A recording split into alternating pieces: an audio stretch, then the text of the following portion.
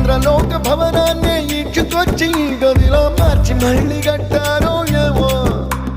మాయజాలము తెలుసు మంత్రగారడి తెలుసు రెంటి కన్న ఇది ఇంకోటేమో నీలాకాశం నేలాకొస్తే ఇట్టాగే ఉంటాదో ఏమో ఈ సంతోషం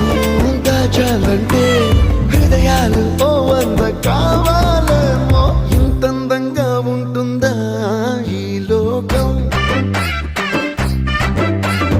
ఇన్నాళ్ళు ఈ మనసుకి తెలియాలేదే పాపం